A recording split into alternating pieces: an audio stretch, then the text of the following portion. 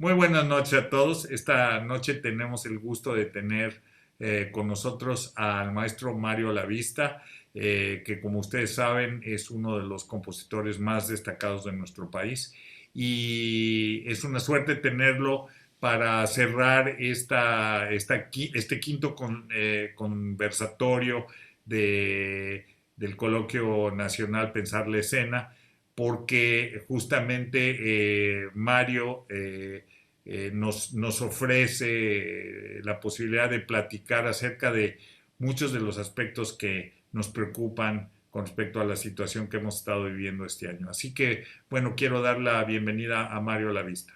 Justamente estamos platicando del tema que nos interesa investigar en este coloquio, que es qué sucede con las artes en esta situación Ujú. qué nos sucede a nosotros como artistas en esta situación tan especial, tan imprevista, de alguna manera eh, tan sorpresiva e ingrata, ¿no? Porque pues el COVID en realidad es una tragedia, si nos ponemos a pensar, ha muerto muchísimas gentes,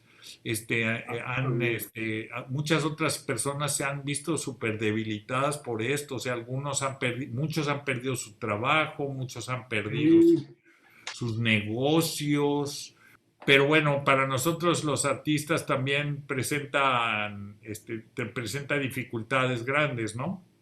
sí, es una situación sumamente dramática, a nivel obviamente existencial. Y yo pienso que desde el punto de vista meramente artístico, las artes están sufriendo porque, eh, por ejemplo, en el caso de la música, que es un arte evidentemente grupal. eh, Performático. Claro, es un arte en el que necesitas un espacio físico, un espacio acústico, para que la música pueda de alguna manera oírse lo mejor posible, de una manera, digamos, natural. Y lo que pasa ahora es que eso es imposible y entonces toda la música se está transmitiendo por estos medios, es una grabación, evidentemente, de eso que está sucediendo del otro lado. Lo mismo sucede con la danza, evidentemente, y con el teatro, o sea, con las tres artes escénicas. En el caso de la danza, eh, eh, debo hablar de la danza porque mi hija es bailarina y es coreógrafa. Y ella lo que está haciendo es algo que yo creo que es interesante, porque está concibiendo coreografías directamente en la pantalla. Es decir, no está pensando en hacer una coreografía con uno o varios bailarines en un espacio físico que se grabe y que tú lo veas. No, la concepción coreográfica misma es a través de la pantalla. Digamos que sería una coreografía virtual, por decirlo de alguna manera. Entonces, ella concibe, por ejemplo, cuatro bailarines que están en los cuatro cuadros y en esos cuadros ella concibe su coreografía y el fondo se ayuda un amigo pintor, un amigo diseñador, y entonces el fondo también no tiene nada que ver con la realidad que no sea virtual. Y eso Ajá. a mí me ha parecido muy interesante la propuesta. Es como un ejercicio de hacer o sea, hacer del error o del problema una virtud, ¿no? Es un poco lo que está haciendo. Pero, por ejemplo, una escuela de pensamiento diría, bueno, pues la mayoría de las personas escuchan música de todas maneras a través de audífonos porque utilizan sus teléfonos para escuchar música o a través de bocinas porque escuchan discos. Y entonces, o sea, hay una escuela de pensamiento que dice, bueno, pues entonces, ¿cuál es la diferencia? Si de todas maneras ya la escuchábamos en bocinas, pues el que la música se puede escuchar, como dices tú, como verdaderamente se puede apreciar, que es acústicamente, es decir, encontrándote en el mismo espacio que los músicos, Uh -huh. entonces o sea, entonces, ¿qué es lo que, o sea, No, a qué le debemos poner atención? O sea, ¿dónde está no, el verdadero, el valor, pues, principal? Porque finalmente, como te digo, hay gentes que podrían decir, no, pues casi todo lo que escuchamos lo hacemos a través de bocinas, ya sea de la televisión o de lo que quieras, ¿no? tienes razón, definitivamente tienes razón, Javier.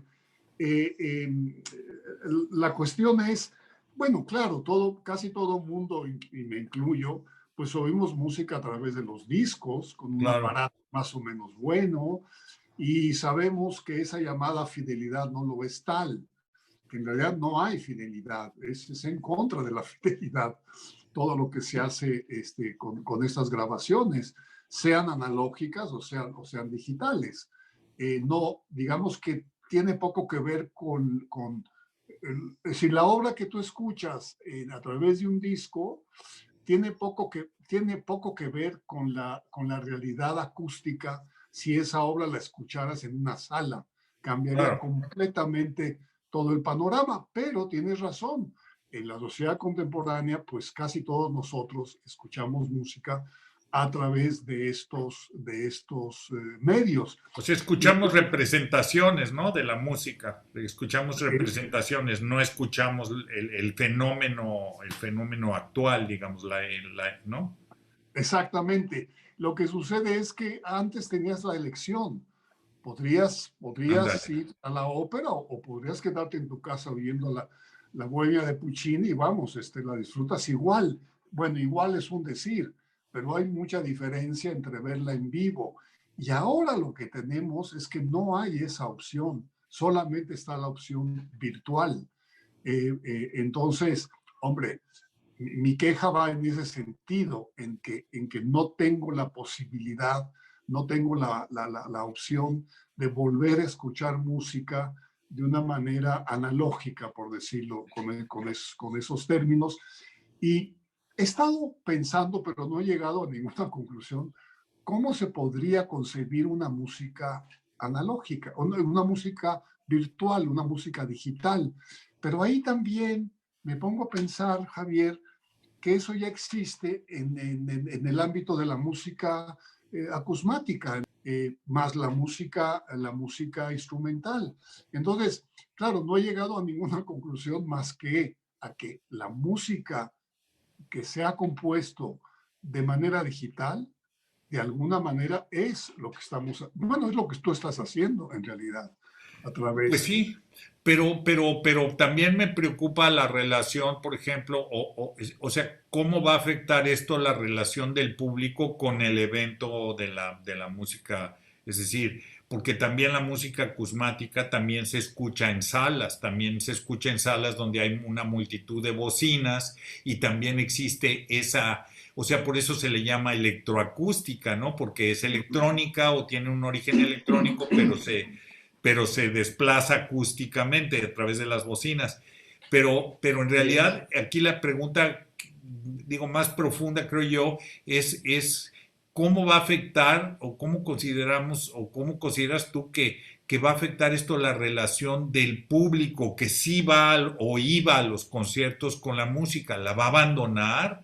¿La vamos a dejar vamos a empezar a decir, bueno, pues esa era la música de aquel entonces y ahora hay que hacer otra cosa? O como artista, ¿qué música entonces compongo? ¿Será que sigo componiendo músicas para orquesta? ¿Será que vale la pena hacer eso? ¿O mejor ya desisto y me pongo a hacer músicas más pequeñas que permitan que se toquen, ¿no? En un teatro donde hay restricciones, etcétera. No sé muy bien, yo tampoco tengo una respuesta. Yo tampoco, Javier.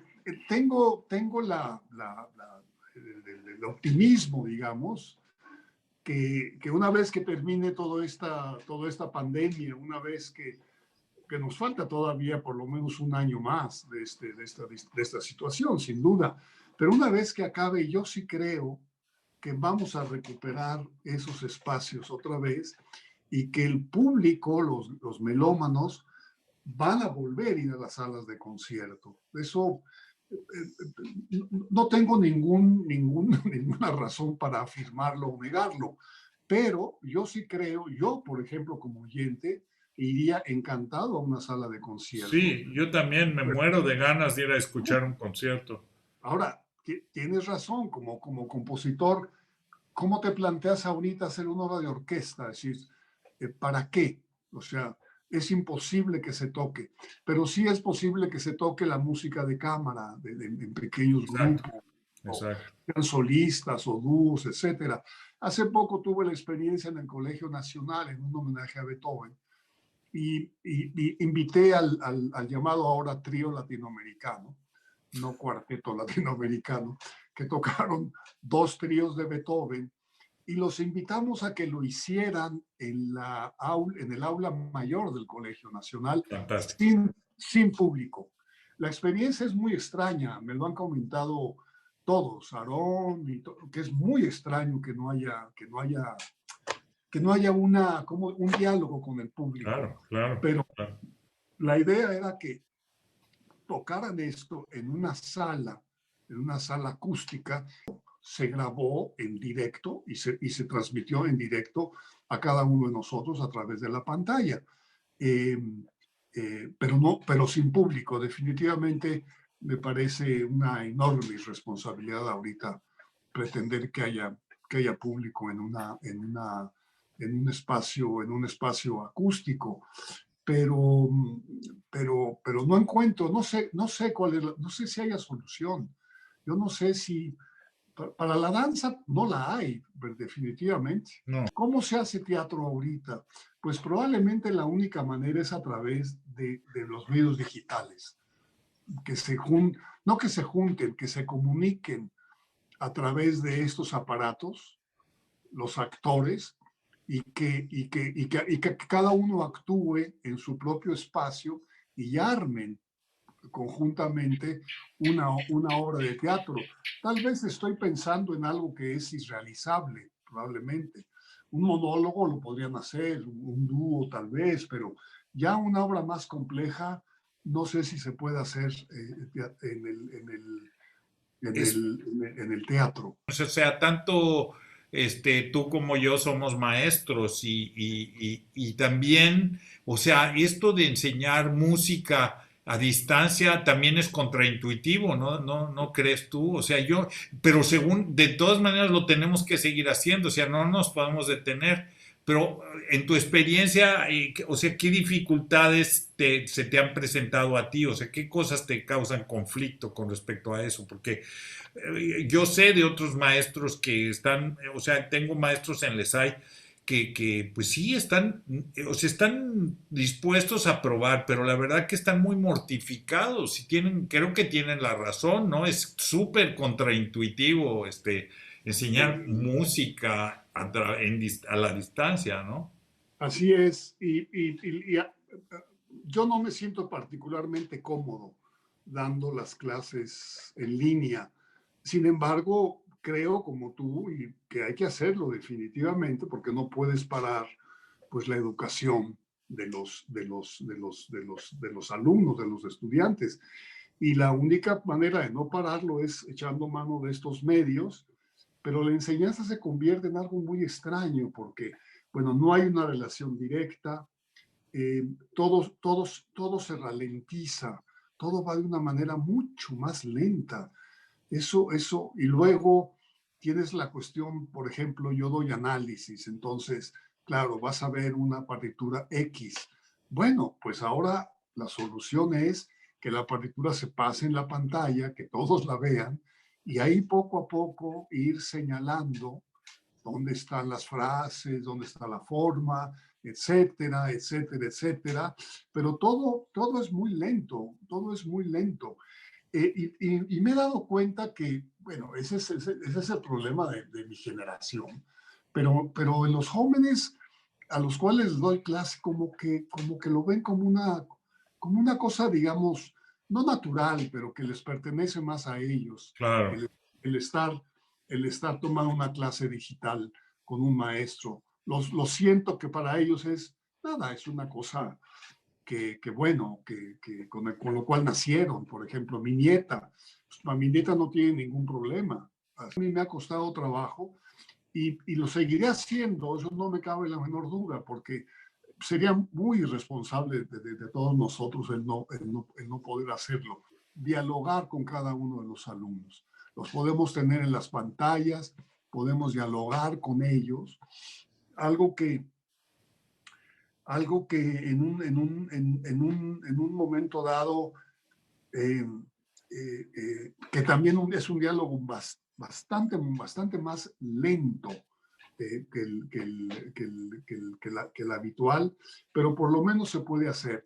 Lo que me parece realmente mucho más catastrófico es la enseñanza a través de la televisión, en la medida en que no hay un diálogo Ah, con sí, el, ese con el es educando. un desacierto eso. Así, yo estoy de acuerdo contigo. A mí me lo parece, porque, bueno, pones a los alumnos en un programa X de televisión, pero en relación con el maestro, y lo cual es muy importante. Pero además, en el caso de la educación, digamos, de la primaria, de la secundaria, los niños extrañan también pues, estar con sus compañeros, evidentemente. Por El ir supuesto, el ir a la escuela implica no solamente estudiar o aprender, implica hacer amigos, implica por supuesto. saber conducirse en sociedad, pelearte muchas veces, agarrarte a puñetazos en la secundaria, todo eso va. Claro, aprender a interactuar con tus pares, ¿no? Por Eh, supuesto, y se aprende mucho de los pares. Pero bueno, mira, mencionas dos cosas que me parecen súper interesantes y que me gustaría recuperar. Una de ellas es la cuestión del tiempo. Tú dices, es una comunicación lenta, es una comunicación que, o sea, que de alguna manera está mediatizada, ¿no? Está mediatizada justamente por el medio, ¿no? Por la cámara y la pantalla.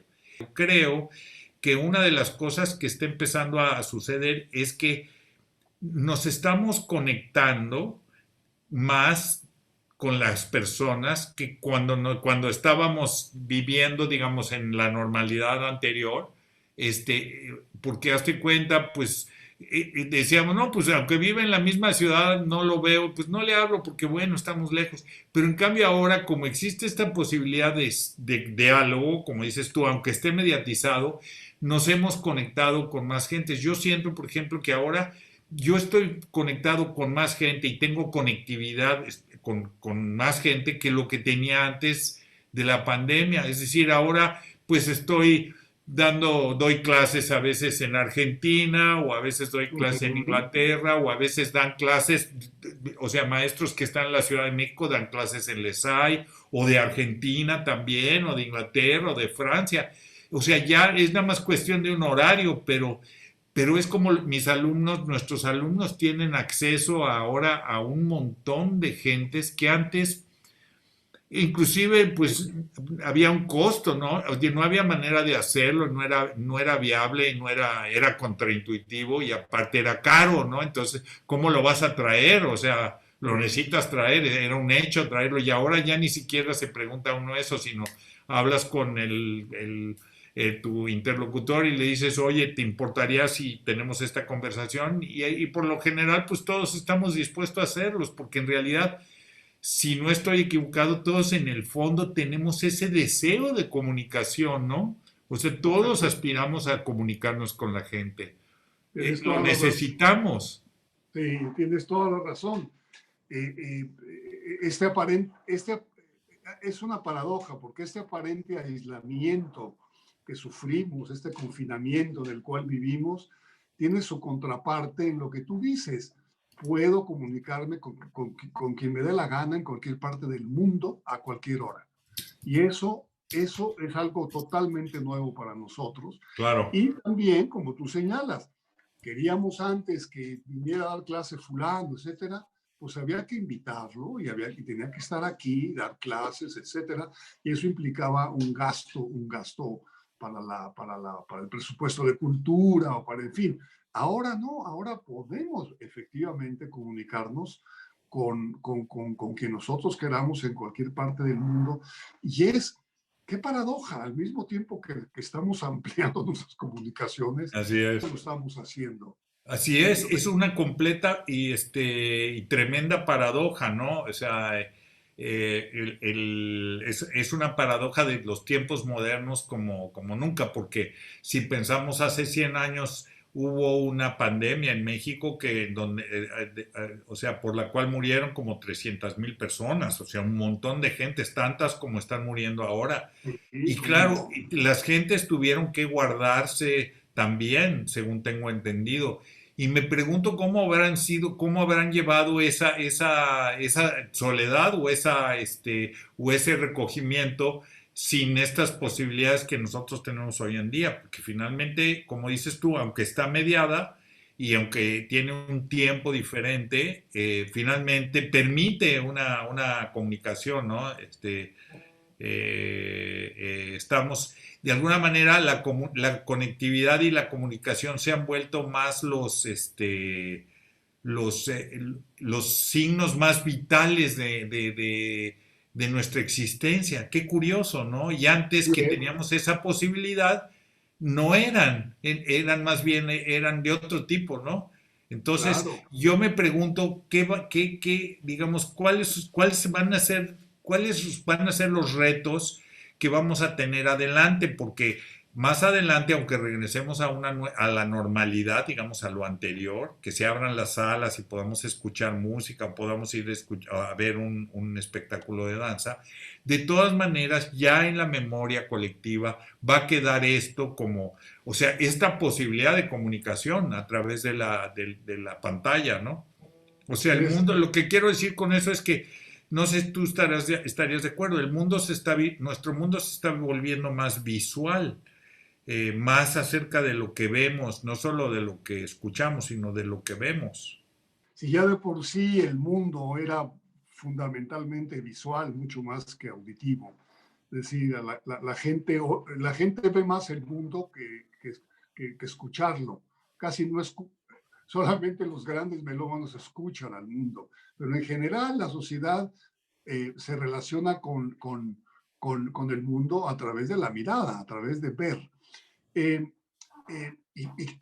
y claro, valga la expresión, qué fortuna que tengamos estos medios ahora en el momento en que tenemos una pandemia. Digo, qué fortuna tener los medios digitales. Si no, esto sería un desastre, porque la pandemia de la cual habla, sí, era de México, pero ahora es en todo el mundo. Si no tuviéramos estos medios de comunicación, no sé qué pasaría con el hombre mismo. Y obviamente al salir de esto, nunca vamos a olvidar el medio digital. Seguiremos, ahora tendremos ya realmente las dos posibilidades. La comunicación interpersonal, pero también esta no la vamos a abandonar, creo que nunca, nunca más, porque bueno, yo estoy aprendiendo a usarla, como mucha gente del mundo está aprendiendo a cómo dar clases, por ejemplo.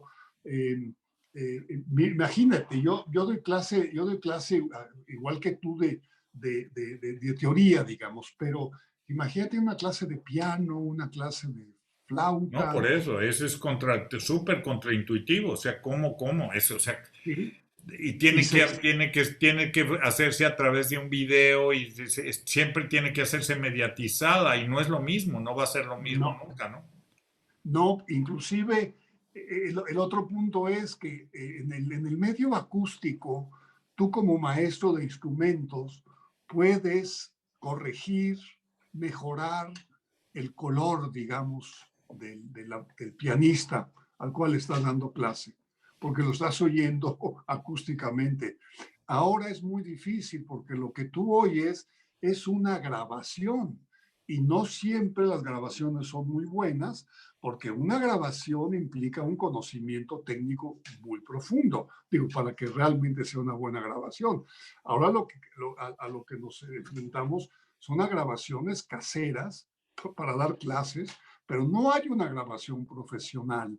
Y entonces he platicado de esto con varias gentes, con Alberto, Cruz Prieto, en fin.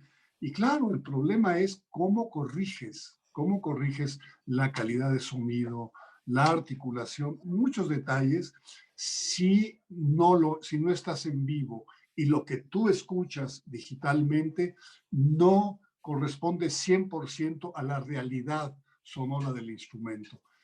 ahí sí hay una limitante, pero en este sentido habría que preguntar a los instrumentistas que dan clase. Digo, yo estoy dando clase en la Universidad Panamericana y los cursos siguen adelante todos los días y hay cursos básicamente de instrumentos y bueno, parece que a los jóvenes lo aceptan, evidentemente, porque es el medio natural para ellos, no para el maestro que da la clase. Ayer me hicieron ver los videos de Leo Leiden, que es el hijo de Yael Vitrán. Este chico, León se llama, Ajá.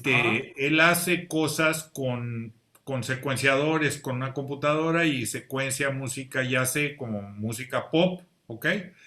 Pero, o sea, ha utilizado todos estos recursos, utiliza el teléfono donde se graba en una plataforma que se llama TikTok, que es como una especie de mensajería, que nuestros, bueno, tu hija, tu nieta y mi hija Ah, manejan perfectamente bien, una especie de mensajería a través del video, y este chico entonces muestra cómo arma una canción y luego construye la canción y la sube en YouTube y entonces se hace, digamos, utiliza este medio para publicitarse y el producto lo sube a YouTube. Y en YouTube tiene, por ejemplo, una de sus canciones, Mario, tiene en 2 meses reunió 15 millones qué de locura, escuchas. qué locura. En YouTube eso implica, o sea, cuando monetizas eso, eso tiene un valor en dinero, ¿ok? Cuando monetizas eso, es un montón de dinero. 15 millones de personas que te sigan en un canal de YouTube es un dinero considerable. Entonces, ¿qué quiero? O sea, dejando ese ejemplo a un lado, o sea, me doy cuenta que para un joven como León, que tiene 20 años, ¿ok? Nada de esto, de lo que hemos estado hablando, es un impedimento para que él se desarrolle de alguna manera, musicalmente, económicamente, profesionalmente, como lo quieras ver. Entonces Así yo me es. pregunto, o sea, ¿cuáles son, digamos, los paradigmas estéticos que van a cambiar o sea, o sea, que se van a romper o que se van a derrumbar a través, o sea, gracias o a pesar de, como lo quieras ver, de esta pandemia? Porque seguramente los va a ver, es decir, como decíamos antes, será pertinente seguir componiendo ciertas obras, mejor componemos otras, será que la gente ya no las quiere ni escuchar así porque no las va a apreciar, o más bien que sí, que quiere que le pongas cosas en bocinas y ya para deshacerse de todo lo demás, qué sé yo. ¿Cómo no? Fíjate que tocas un punto importante en cuanto a lo de Leo, que está más del lado de la música popular. Y claro, en este aspecto, los jóvenes, yo tengo algunos alumnos que están del lado de la música Sí, popular. como Gabo que es amigo de León, sí. Claro, claro. Mi nieta, pues ella está haciendo sus canciones. Y la gran ventaja que tiene es que mi nieta puede subir su último bolero y no sé, a los 3 días la han oído 15,000, 20,000 gentes. Pero para los jóvenes, sobre todo del lado de la música popular, toda esta cosa del YouTube y de subirlos y de todas las plataformas, bueno, hace que su obra se difunda de una manera in, inconcebible para nosotros antes, inclusive pensando en que se presenten en el auditorio donde hay 10,000 gentes. Eso no es nada ya. 15 millones, o Sí, sea, eso 15 no es millones de nada. escuchas. O Claro, sea, se volvió lo que dicen, como se dice hoy, se volvió viral, ¿ok? se volvió viral, exactamente. Entonces tiene, o sea, en 3 meses reunió 15 millones de escuchas, entonces está totalmente fuera de cualquier comparación. O sea, yo lo que me pregunto es, o sea, esto sucede en la música popular, digamos en la música pop, pero eventualmente va a alcanzar, por así decirlo, a la música de concierto. Yo tengo la sospecha, y en ese sentido, entonces, ahí era mi pregunta. ¿Cuáles van a ser los modelos estéticos que se van a derrumbar? porque pues vendrán otros detrás de nosotros que dirán, bueno, pues sabes qué, pues ahora ya no, ya la cosa no es hacer cosas, música para orquestas o para instrumentistas, o más bien, como decíamos antes, pues voy a hacer música para solistas y que toque el solista en la pantalla y que haga algún truco, qué sé yo, no sé, que sea mago y que haga una prestidigitación al mismo tiempo que toque el fagot o qué sé yo.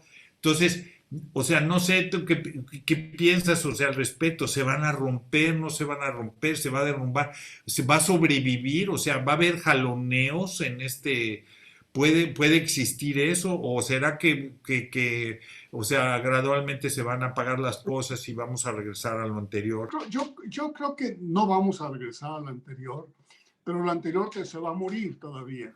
Yo creo que va a ser van a convivir esos múltiples elementos, tanto en la música clásica como en la música popular, creo que van a convivir. Efectivamente, yo creo que las nuevas generaciones están pensando ya de otra manera el cómo hacer música. No sé, no sé cómo la van a hacer, pero seguro están pensando en otra manera, a como la pensábamos tú y yo, porque nosotros estábamos en contacto directo con los músicos en la vida real. Ellos tienen ahorita que solucionar ese problema. Y seguro todo esto va a tener una injerencia, una influencia en cuestiones de orden evidentemente estético y probablemente en cuestiones de orden técnico. Pero yo sí creo que nosotros, digamos, una parte importante de la música clásica, tampoco se va a morir, creo que va a convivir. No sé cuál va a triunfar, tal vez ninguna, tal vez sea una convivencia de pluralidades estéticas, de pluralidades técnicas, etcétera, etcétera. Perdón. Pero, y por otra parte me pregunto, a ver, eh, eh, pienso ahorita en Irving Arditi, el violinista, a ver, no tengo datos de él, pero estoy seguro que cuando él sube alguna partita de Bach, alguna cosa así, a las plataformas, lo han de escuchar miles y miles y miles de gentes, mucho más de los que lo escuchaban en vivo cuando iba a dar conciertos. Ahora creo que en ese sentido, esta parte de la música instrumental, esta parte de la música clásica, está ganando en oyentes por la misma plataforma. Por la Claro, conectividad, ¿no? exactamente, exactamente. Por la conectividad, seguro está ganando, segurísimo está ganando. Claro, siempre puedes apagar el aparato y se acabó y no lo oyes, pero ¿cómo diría yo? Hay una posibilidad fantástica de ampliar el número de oyentes, tanto en la música popular, que siempre los ha tenido, pero ahora son millones, como en la música clásica, en la música que nosotros, bueno, que nosotros hacemos, o la música que nos gusta, que nosotros escuchamos. Es decir, yo soy un oyente más o menos limitado en realidad. Mi campo de audición es bastante, bastante limitado. En fin. Bueno, pero bueno, de todas maneras eso es relativo porque, o sea, lo que tú ves como limitado, otra persona lo vería como un mundo, porque conoces un mundo de música, o sea, no me cabe la menor duda, yo lo sé o sea, de primera instancia. Pero aquí lo que me interesa explorar es justamente esta cuestión o sea, fíjate qué paradójico. Estamos hablando de que la música gana, pero realmente la pregunta es, ¿realmente qué es lo que gana? ¿Gana la música o gana la posibilidad de conectividad? En el caso, por ejemplo, que tú citaste de Irving Arditi, vamos a llevarlo a la música, o sea, más gentes lo pueden escuchar, pero Sí. están escuchando finalmente a esta rendición de Irving Arditi, que es una representación de la cual ya hace rato concluimos que pues no es lo mismo escucharla de esa manera que acústicamente. Entonces mi pregunta es, ¿qué es lo que ganó? ¿Gana la música o gana la conectividad o gana la comunicación o qué es? O sea, justamente es en los resquicios de esas tres áreas, o sea, de esos tres conceptos, de la conectividad, de la música, o sea, del arte mismo, en esos resquicios es donde está, yo creo, o sea, lo que está en juego, ¿no? Porque, Eh, bueno, pues va yo, a sobrevivir la música en ese sentido, o a lo mejor sí, o va a sobrevivir la conectividad, o quién va a ganar. yo sí creo que se gana mucho en conectividad, en la conectividad, se gana mucho en el número de oyentes, de alguna manera, muchísimo. Eh, pero no creo que, y también creo que gana la música, porque la música se sigue escuchando de alguna manera. Claro, Digo, ok. la siguen escuchando y sigue viva la partita de Bach, digo, sin duda. Lo triste sería que ya no se tocara esa música. Es decir, no triste, la Sí, palabra no es triste. Quiero no, decir, no, sería sería, lamentable. sería muy lamentable porque, bueno, pues cortamos toda una historia de la civilización Ya. occidental y me parece muy lamentable que eso suceda. Yo en este sentido soy muy optimista. Yo creo que eso no va a suceder. Yo creo que siempre habrá gente que querrá escuchar una partita de Bach. Sí, yo también creo. Siempre va a haber, sí, por supuesto, claro que sí, y qué Y bueno. esta partita de Bach, en esta situación, la escuchan muchas más gentes ahora que probablemente la escuchaban antes en las salas de concierto. Hace poco escuché en algún canal de Filmanaz o algo así, las partitas para cello solo con Yo-Yo Ma. Y Ajá, claro, ¿cuánto había? Era un concierto en Atenas. ¿Qué habría en el público? ¿2.000 gentes? ¿3.000 gentes? Ok, sí, pero ese concierto se está pasando en las plataformas ahora. Es decir, entonces está ganando muchísimo en el número de oyentes. No solamente Yo-Yo Ma, no, Bach está ganando el número de oyentes. claro, claro. Eh, O sea, pero ahí estás hablando de un híbrido ya estás hablando de un concierto que es en vivo, que justamente recupera eso que mencionaste con respecto al trío latinoamericano, esto de hacer un concierto sin público, pero uh-huh, transmitirlo. O sea, tiene esa relación del público con el artista que está tocando ahí enfrente, es como el matador, ¿no? El torero que está tocando para que no lo uh-huh. cuerne el toro. Y hay esa emoción y al mismo tiempo está aprovechando la ventaja de esta conectividad masiva, ¿no?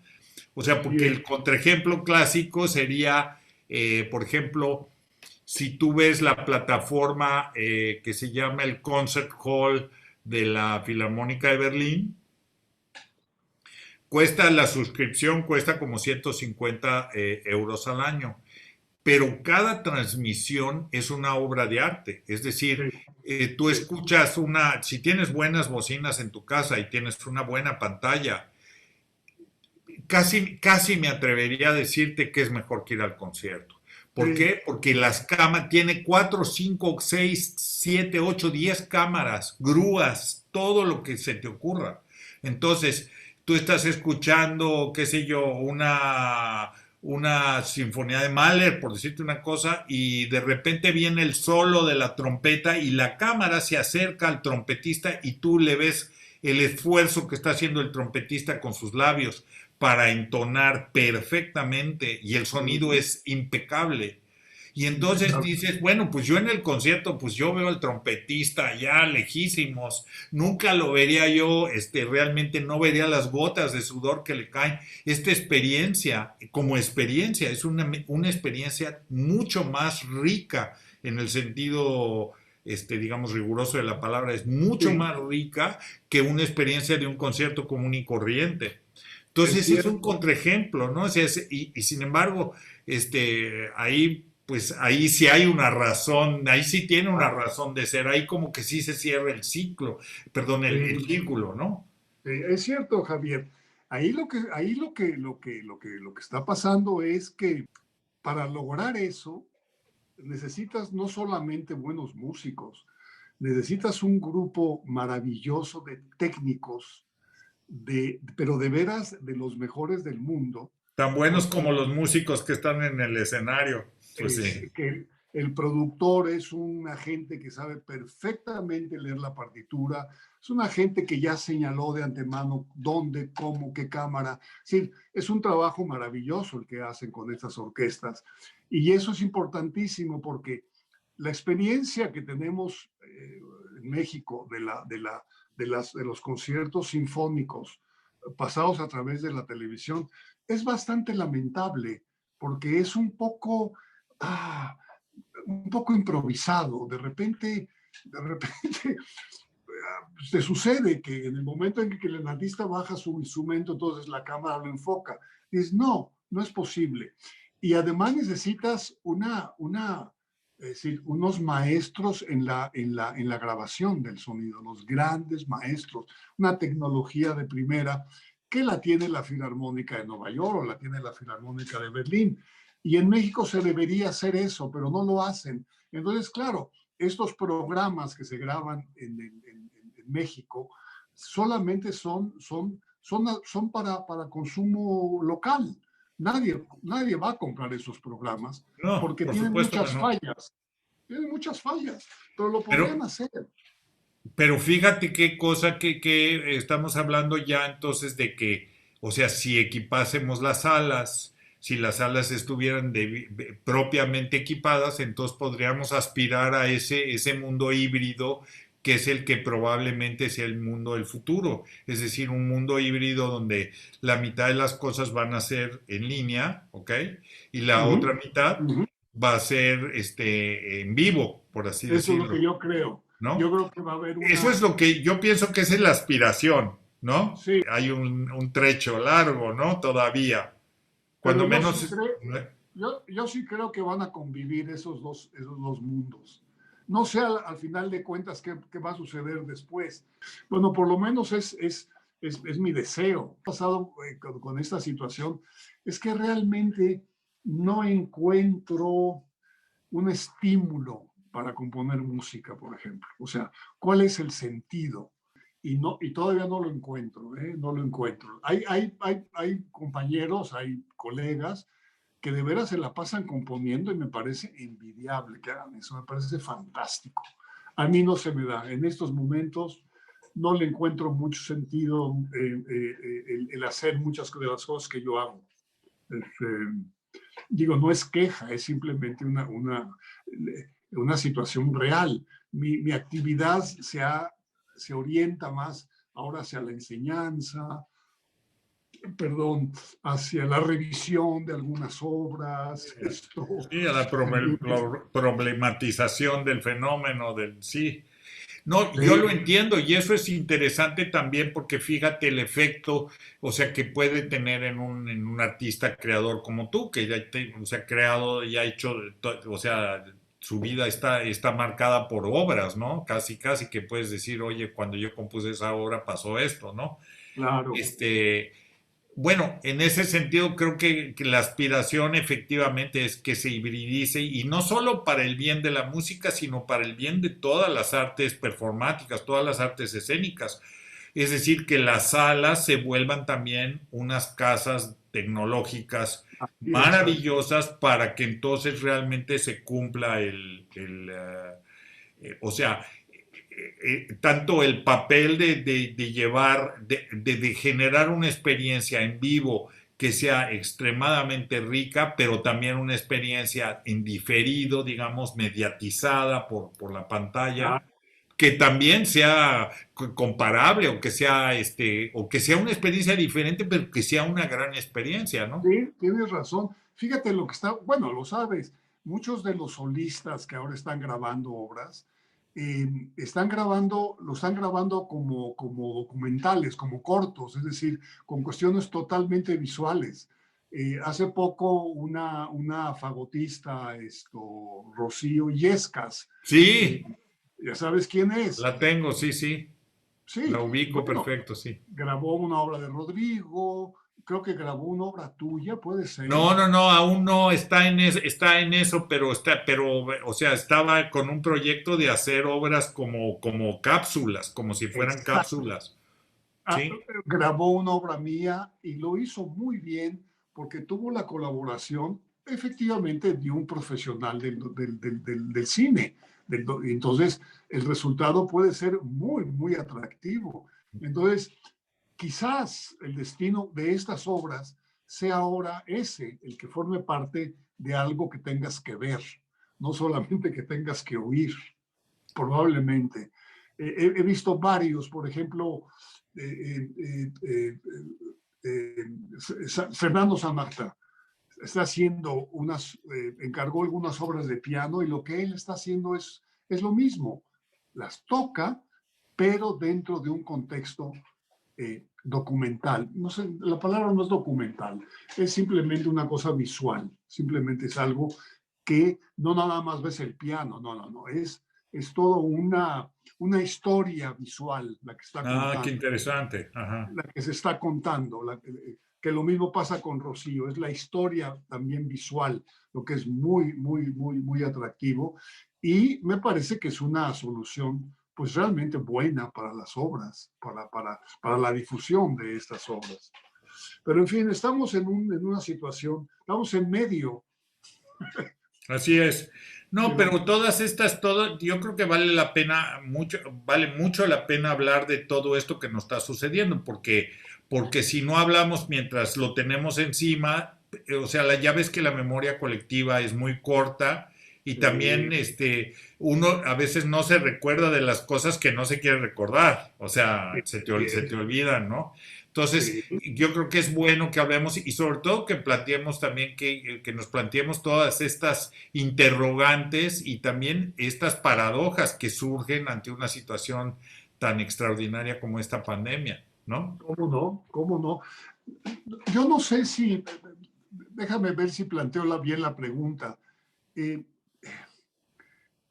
la música que tú haces, la música de instrumentos y electrónica, lo que hace Rodrigo, en fin, quizás eso tenga ahora mucho más sentido que la música meramente instrumental. No sé si es una pregunta boba o absurda, no lo sé. No, no creo para nada que sea boba o absurda, no, pero yo creo que en realidad no es tanto, no está tanto ligada digamos, al origen, digo, causal de o sea, de los instrumentos en sí mismos, sino más bien como tú decías antes, a la presentación de una historia, es decir, la creación de una experiencia. O sea, porque Exacto. ir al concierto es una experiencia, escuchar una obra es una experiencia, o sea, lo podemos entender así, ¿no? Es como una pequeña historia, ya sea mental, ya sea emocional, etcétera, que se construye cuando estás experimentando ese fenómeno, ¿no? Entonces, Sí, yo creo que mientras podamos seguir construyendo experiencias interesantes, o sea, relevantes, significativas para una escucha, ya sea mediatizado a través de la pantalla o en vivo, yo creo que las dos búsquedas son válidas. Por eso yo decía que o sea, de esto van a surgir nuevos paradigmas estéticos, nuevos modelos estéticos, nuevas seguro. maneras de entender cómo podemos ser vehículos de, pues, o sea, Sí, de belleza, ¿no? O sea, de generar sí, cosas interesantes y buenas para las personas, ¿no? Como es la sí, cómo música. no, cómo no. Tienes algo, es decir, no sé lo que va a venir, pero que estamos en una situación, digamos, crítica, en el que estamos en medio, ni para atrás ni para adelante, pero las cosas van a cambiar seguramente cuando acabe todo esto, va a cambiar muchísimas cosas. No sé, probablemente, te iba a decir, no sé si para bien o para mal. No, es para bien, no sé por qué para mal. Pues Claro sí, que no, claro, claro, bien. pues ya entrados en gastos.